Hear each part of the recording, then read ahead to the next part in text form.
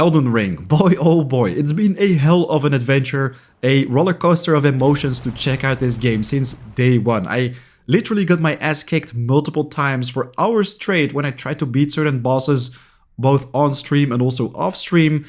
After over 200 hours of playtime, I think right now I can have my strong opinion about the game, and I also want to share it with you guys. Talk about things I absolutely hated about the game, things that are extremely frustrating, but also things that make Elden Ring the beauty as it is, and also make it stand out in the gaming industry. Right now we have all these games circulating with in-app purchases, extra DLCs you have to get your hands on to actually make these games a little bit more fun to play. But with Elden Ring you get the full package, and this game is pretty difficult, especially for someone who never has played any Dark Souls games like me, but at the same time I think this makes the game so fantastic. Finally a real challenge and also a fun one to play, to get your hands on. So let's talk about all the frustrations and also things I absolutely loved about it. Let's get right to it. Before we get started, I once again want to point out that I am by no means a Dark Souls veteran. This is literally my very first From Software game, so I am a noob, guys. Let's be honest. Anyways, we're about to hit 100k, and of course it's also very much appreciated if you can hit that like button if you enjoyed the video. But let's get to the first part, which I loved the most. I mean, every time when I start up an open world game, I am looking for that immersive experience. And with Elden Ring, if you open the doors for the first time, you see this massive world unveiling right in front of you, and you really want to start exploring this place. It's just beautiful. There is so much to do. You have threats around the corner right off the bat. You get thrown in this massive world, and at first I thought it wasn't gonna be that big, but seriously guys, it is enormous. So basically I started in Limgrave like everybody else. Then I also did a little bit of Caelid because I accidentally took that trap chest, you know what I'm talking about. But then also the Weeping Peninsula, and only after that I decided to progress to the north to Liurnia of the Lake, deal with Margaret, etc. But you basically choose whatever you want to do in this game. You can literally search every nook and cranny, and you will probably find another catacomb with imps or a cave where you have to deal with some wolves, but there is so much treasure to find, so much to discover, and I just think that the scenery that decorates it all is just stunning, and every single biome comes with its own charms. Some of them look pretty evil, like Caelid. You have all this scarlet rot, while with Liurnia of the Lakes you have these beautiful vibrant blue colors. I just think that the environment is fantastic. Let me know in the comments what your favorite biome is in Elden Ring. Do you prefer the underground, the overworld? I'd love to hear your thoughts. However, before I was able to get fully immersed into the game, I first had to deal with one of the main bosses. That is for mouse and keyboard players, by the way. The controls. I mean, these were my absolute worst nightmare when I started playing Elden Ring. One of my real-life friends seriously uninstalled Elden Ring and asked for a refund because he thought these controls were so bad. And I think he is entirely right. I mean, they decided to make a port for Elden Ring so you can also play it on the PC, but then at least fix your controls so it's workable. And I think so many people were also on the brink of uninstalling. Maybe people who are watching right now. I basically decided to make my very first Elden Ring video, one that helps you set up the controls a little bit so they become somewhat workable on mouse and keyboard. And this video already has over 100,000 views, and the comments speak for themselves. By the way, if you are still having issues with it, definitely make sure to check it out. But yeah, after some time you do get used to the controls, and even though for me they are pretty workable right now, I still have so many frustrations with them. For example, you cannot change the keybind of the map. If you change your directional keybinds, they will not correspond with the way how you navigate on the map. And then you also have the rolling, which I think has a slight delay, but also for Ashes of War, skills which you use on your weapons, sometimes they have an entirely different keybind, but they still do exactly the same, so they feel very weird. It also took me way too much time to figure out how I can shoot different types of arrows or projectiles. But of course, after all that playtime, I did get used to the controls a little bit, but they still feel very bad. Depending on where I put my keybinds on my mouse or keyboard, I also sometimes felt a little bit of input lag.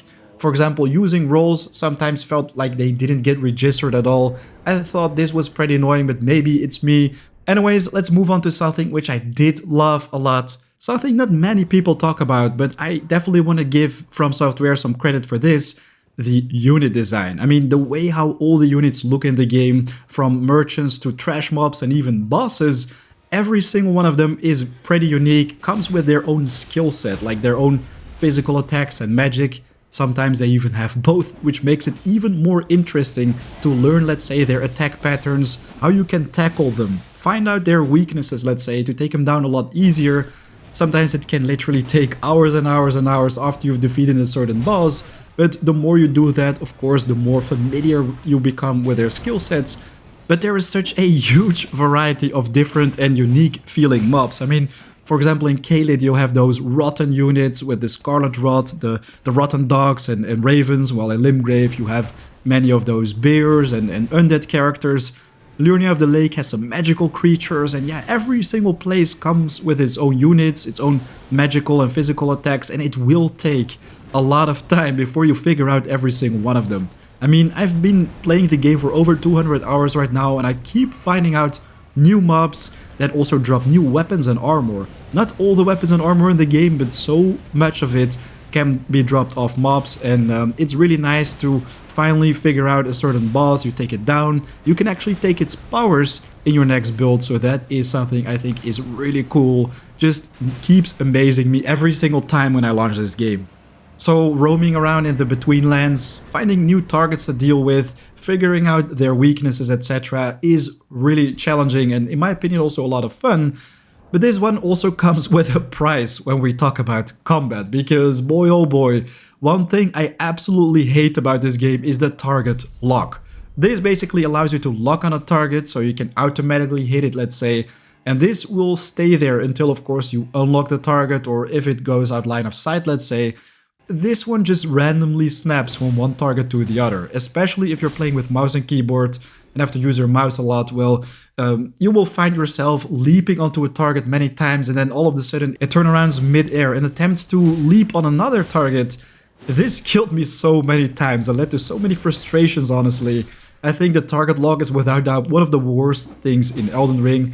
This becomes very annoying if you're fighting bigger threats like giants, especially if they have different targets which you can lock on. Let's say a left leg and a right leg, and also the head and the chest. If you focus on the left leg and you do your leap attack, and then all of a sudden your character mid-air decides to snap onto the right leg, you simply miss your target, and yeah, this is just super annoying. I sincerely hope they will one day fix the target lock so you can choose between, let's say, a soft lock and a hard lock on your target. So if you have a hard lock, there is no possibility you will snap on something else until of course you disable your lock and just re-lock it on something else.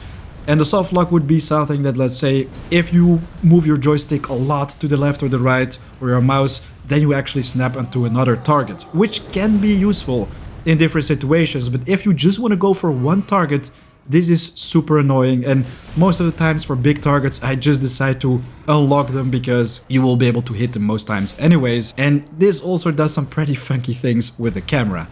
So yeah, it's safe to say that the target lock is without doubt another major boss in Elden Ring, just like the controls for especially mouse and keyboard players. But this also brings us to the difficulty, which I honestly absolutely love in this one. The game can be extremely unforgiving and punishing, and there isn't a real easy mode.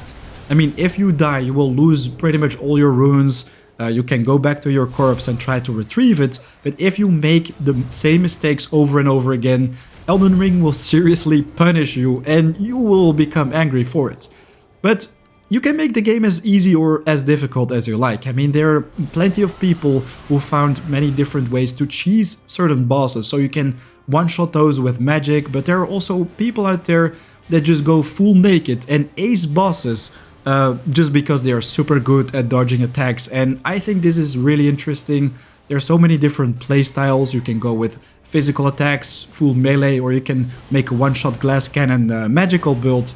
The difficulty is really something that you can choose. If you have trouble dealing with a certain boss, you can summon in an Ash of War, which I am definitely guilty of. I mean, sometimes it was just too much and I needed something else, a target dummy, let's say, to help me out to get through a certain boss fight. But you can also just keep spending hours and hours to try and fight your way around a certain boss. That's also what I did. I literally spent hours taking down the Lord of Blood as well as Malenia. They were hands down the most difficult bosses to deal with, while others only took one try. And yeah, you can also invite allies to take him down for you. I mean, you have Let Me Solo, her, one of the legends in the Elden Ring community, who takes down all those characters without a problem, which I think is pretty impressive. Once again, I am by no means a Dark Souls veteran, and I had a pretty rough time in my first playthrough, especially because I was a little bit under-leveled as well, but it keeps things interesting. And also, if you finish the game, of course, everything becomes slightly more difficult. And that's why I think the difficulty of Elden Ring is just so good, so on point. I mean, even the most random trash mobs can make your life extremely miserable. Like the birds you see popping up here and there with their rapiers on their claws. Boy oh boy, I had so much frustrations with these. But after you've taken them down, it feels rewarding and good. So yeah, definitely a 10 out of 10. Of course, there are also people who would give it a 0 to 10, and I totally understand, but this brings me to something which I hate about the game, and that's just me being honest. I hate myself for it sometimes. I mean, sometimes as a player you make these stupid decisions, especially if you become greedy after dying so many times. You just become impatient, you want to rush through, let's say, the level, you want to get to that boss room as quick as possible, retrieve your runes. And because you become greedy, because you become impatient, you will make more mistakes, being stubborn and also refuse to change your build.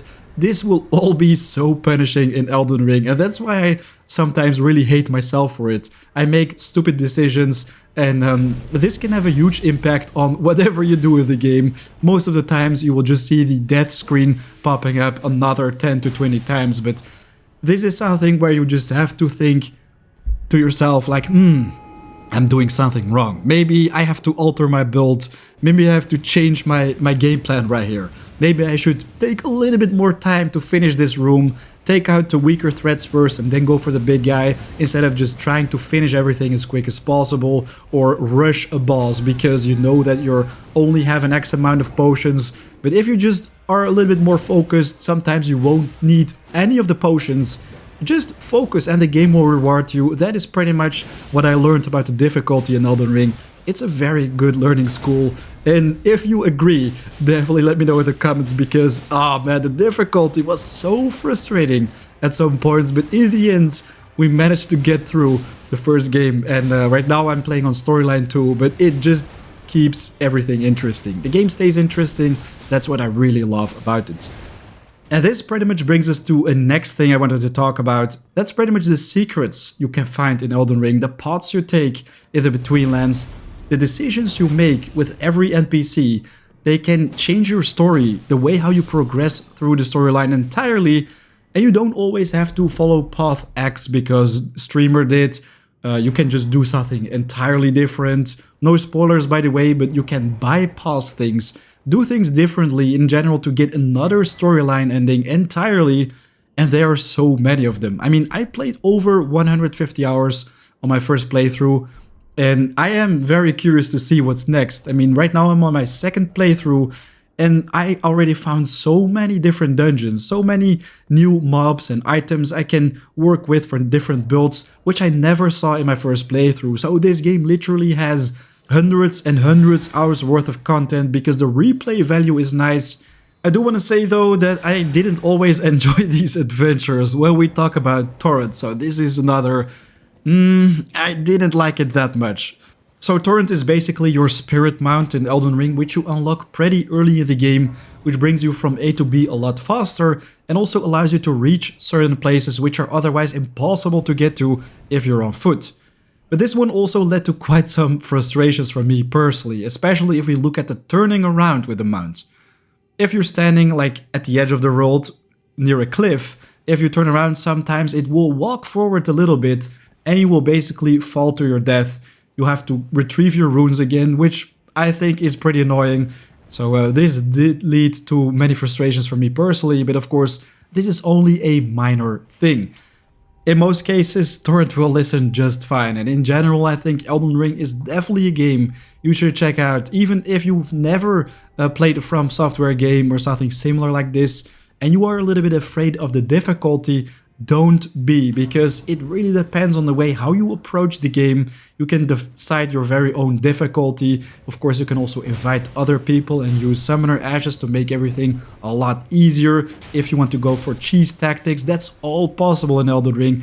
Every single day, people keep coming with new tactics, how you can defeat certain units and bosses, get your hands on runes faster, and of course, after you've beaten the game. If you go for story number 2, things might be entirely different, so the replay value is very awesome in Elden Ring. It can be a challenge, but you can make it as easy as you want yourself. So yeah, that is pretty much it. My love about Elden Ring, and some things which I think also are pretty frustrating and could use a fix, let's say. But what are your thoughts? Let me know in the comments. Did you also have this roller coaster of emotions, let's say, during your first playthrough? Or was it like simple steamroll for you? Or did you simply uninstall it because it was too difficult? I'd love to hear all those stories, guys. A big thanks for watching. Make sure to hit that like button if you enjoyed watching this one. And of course, if you are new to the channel, make sure to subscribe. We're about to hit 100k. Really looking forward to that. Anyways, I'll see you in the next video. Have an awesome day. Till next time. Peace.